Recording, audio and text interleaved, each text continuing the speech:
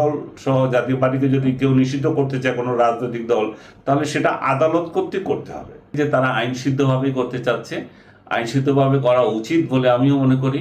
কারণ যাকে যখন ইচ্ছা আপনি যদি রাজনৈতিক মাঠ থেকে সরিয়ে আপনি নিজে নিজে যদি ইলেকশন করতে চান, এটা তো দেশের মানুষের কাছে গ্রহণযোগ্যতা হবে না, আন্তর্জাতিক মহলের তো প্রশ্নই আসে না।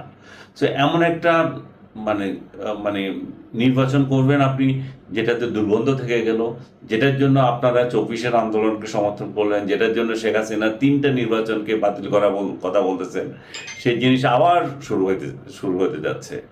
জাতীয় পার্টির চেয়ারম্যান জিএম কাদের বিরুদ্ধে মামলা হয়েছে ওই যে হামলার জন্য।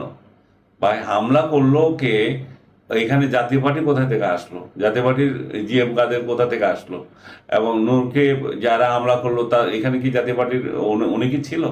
সো মিথ্যা মামলা দিতে দিতে দিতে দিতে এরা সারা দেশে মিথ্যা মামলার একটা স্বর্গ তৈরি করেছে। পৃথিবীর ইতিহাসে বোধহয় বাংলাদেশে গত 1 বছরে যত মিথ্যা মামলা হয়েছে, এই এই এর ইতিহাস বোধহয় আর কেউ অতিক্রম করতে পারবে না।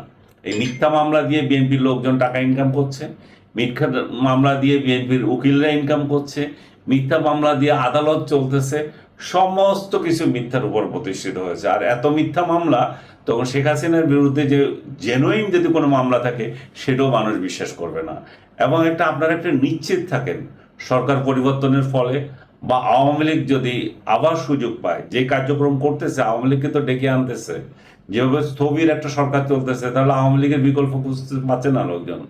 তো এই অবস্থায় যদি আওয়ামী লীগ যদি আসে, এই সমস্ত নির্বাচন এবং এত সব অভিযোগ, এগুলো তো সব বস্তাবন্দি করে এইসব রায় ফেলে দেবে। এবং খালি শুধু শেখ হাসিনাকে কদিন আগে দিচ্ছে শেখ হাসিনার দেশ ত্যাগে নিষেধাজ্ঞা। শেখ হাসিনা তো দেশ ত্যাগ প্রথম দিনে করে ফেলছে। এবং রাষ্ট্রের লোকজন, রাষ্ট্রের দায়িত্বপ্রাপ্ত ব্যক্তিরা হেলিকপ্টার করে, সেনাবাহিনীর হেলিকপ্টার করে দিয়ে এসেছে। সো আমরা যে বলি মাঝে মাঝে কথার কথা যে শেখ হাসিনা পালাইছে, সেটা যেমন সত্য, আবার শেখ হাসিনাকে সসম্মানে বাইরে যেতে দিচ্ছে সেটাও সত্য, দুইটাই সত্য।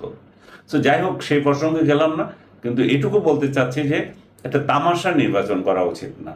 জাতীয় পার্টিকে এখন নিষিদ্ধ করার কথা বলা, 14 দলকে নিষিদ্ধ করে আবার ইলেকশন করার কথা বলা হচ্ছে একটা তামাশা। সো আমি চাই যে অবিলম্বে এই সরকার বিদায় নিক, একটা গ্রহণযোগ্য নির্বাচন করে। একজনকে বঞ্চিত করে আপনি ক্ষমতায় চলে যাবেন, আপনার অন্যদেরকে ভোটাধিকার দেবেন না, সেটা তো অন্যায়। এখন আওয়ামী লীগকে নিষিদ্ধ করার প্রশ্নে বিএনপি আবার নতুন বয়ান দিয়েছে যে আওয়ামী লীগকে নিষিদ্ধ করেছে, ঠিক আছে, কারণ তারা গণহত্যা করেছে। গণহত্যা করেছে সেটা কোথায় প্রমাণিত হয়েছে? গণহত্যা করেছে, সে হত্যাকে আপনি আদালত দ্বারা সিদ্ধ করেছেন, যেটা আবার জাতীয় পার্টির জন্য বলতেছেন।